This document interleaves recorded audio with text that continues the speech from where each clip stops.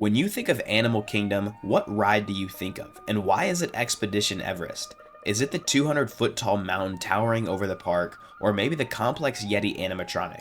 Whatever it may be, it's undoubtable that Everest is one of Disney's most iconic rides and my personal favorite roller coaster in all of Disney World. This is what every Disney ride should aspire to be. Expedition Everest, a chilling new ride at Disney's Animal Kingdom Park. What's up everybody, welcome back to the channel. Today's video, as you may have guessed, is all about Expedition Everest.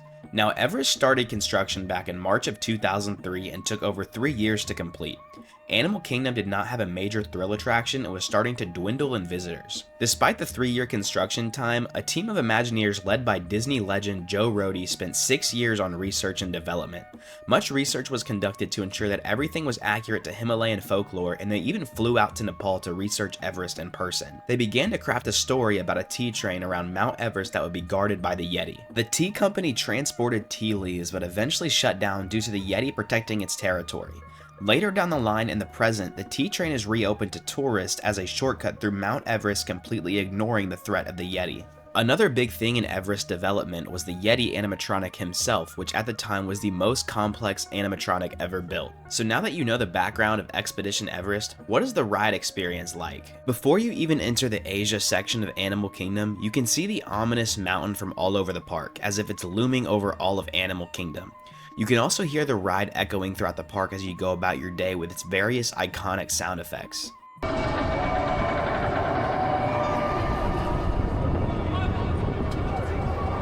Once you get to the Asia section, you see a very humble looking outpost marking the entrance. There's also a rock displaying Expedition Everest.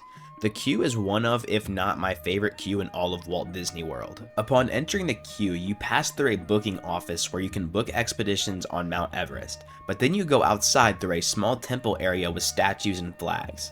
You then pass through some more outdoor gardens and into the supply room with a ton of gear to aid you on your expedition. This section of the queue adds to the realism of the ride's theming, making this feel like a real place where expeditions are conducted. The next section adds even more to the realism and is my favorite part of the queue, and that is the Yeti Museum. There's a ton of artifacts which look as real as could be and depictions of the Yeti, whether that be statue or drawing. There is also supposed real Yeti sightings which add to the mythos of the Yeti, making him even more mysterious. What I love about this ride and its theming is that it feels very focused on telling a story but also putting you in that story, and it only uses visuals to depict that story. There is not a word spoken on the ride, and it is a great example of show, don't tell. But anyway, back to the ride. You exit the museum and enter the station where you are assigned a row by a cast member. You see the steam train approach, and it actually shoots steam out of the back. The vehicle parks and the gates open, but before you board your ride vehicle, I would just like to mention that we recently hit 1,000 subscribers, so thank you all so much for that. If you liked what you've seen so far, please consider subscribing, it would help out a lot. The ride starts off with a peaceful stroll through some greenery at the base of the mountain. You also get some incredible views of the mountain itself. After a nice peaceful ride, you hit the main lift hill, which brings you up 112 feet through a temple complete with a Yeti mural. The sound effects played here are iconic and add more immersion to the ride experience.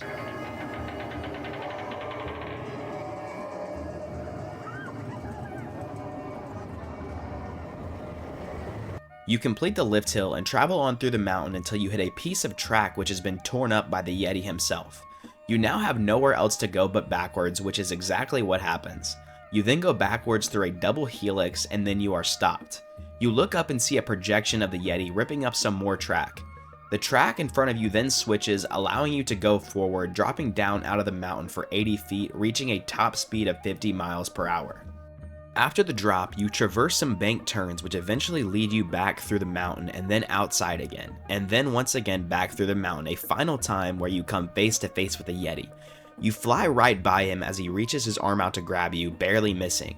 You then hit the brakes and can hear the Yeti roar behind you as you finally make it to safety.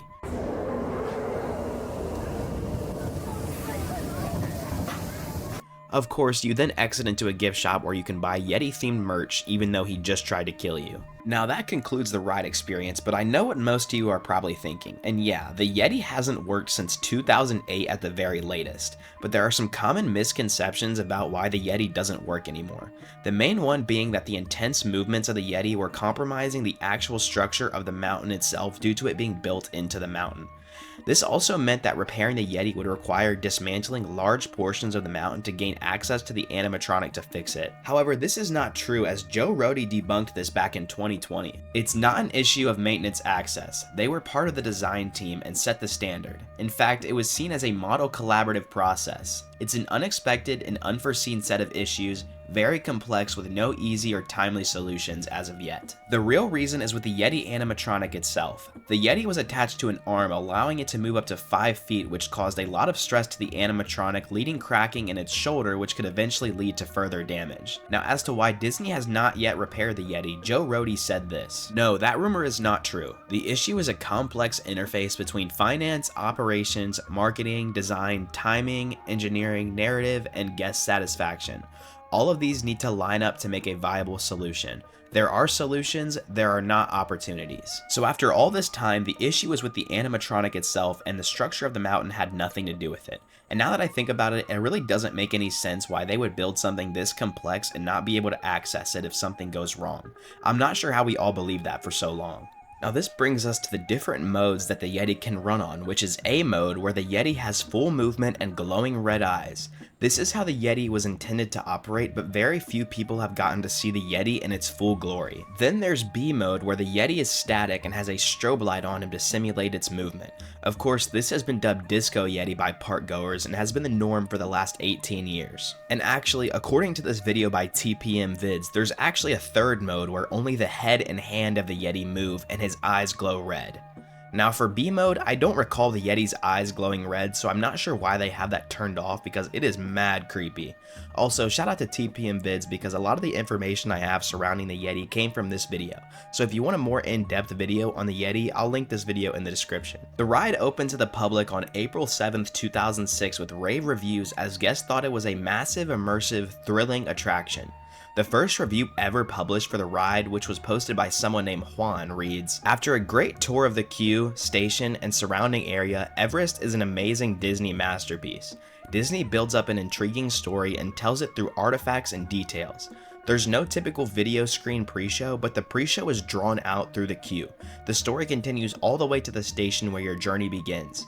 The ride is a fast-paced and exciting journey encountering the fearsome Yeti." And I couldn't agree more with the pre-show being the queue itself. There not being a pre-show with a massive exposition dump adds to the immersion, making the ride feel more realistic. And don't get me wrong, I love a good classic pre-show, but there's a time and place for it, and Everest understood that a screen would break the immersion. Another review from JCRB says, "Awesome, I just did it 5 times. Ride is like a fine wine. The more you go on it, the better it gets." Again, I completely agree. The ride gets better pretty much every time I visit Animal Kingdom, and as a kid I was fascinated by the huge mountain and the Yeti, and every time I ride it ever since the very first time I rode it, it feels like it gets even better. As you can tell from the reviews, people at the time of its opening seemed to really love this ride, and it became an instant classic. The unique nature of the ride with its storytelling and ride elements such as the backwards section and of course the Yeti has caused Expedition Everest to be cemented as one of Disney's most iconic and best rides. This, along with Dinosaur, rest in peace, would carry Animal Kingdom in the thrill department for many years and will become truly an iconic duo, making Animal Kingdom one of my favorite parks to visit. One more cool thing before I'm done. This is what Expedition Everest actually looks like from the back side, and I've actually never seen this before. I knew they wouldn't make it a full mountain, but I never realized it was this drastic. I mean, look at the door there, that is crazy. Alright guys, that's gonna do it for my look at Expedition Everest, and like I said, this is my personal favorite Disney coaster, just barely overtaking Cosmic Rewind. However, I will say that Hagrid's Magical Creature Motorbike Adventure is my favorite themed roller coaster, so if you want to see a video on that, just let me know in the comments. Would also like to know what you guys think of this series so far, where I just go over the ride experience and comment on the theming and ride elements and other things I find interesting about the ride. I would appreciate any feedback or maybe things I could add to the video to make it more interesting. While making this video, I also had the idea to go back and read reviews of what people thought of rides as they first opened. And if you guys think that'd be a good idea for a series on my channel, let me know in the comments because I think that could be super interesting. Anyway, please be sure to like, comment, and subscribe. We are growing very quick and I can't wait to keep making videos for you guys. I appreciate you all and I will see you guys in the next video.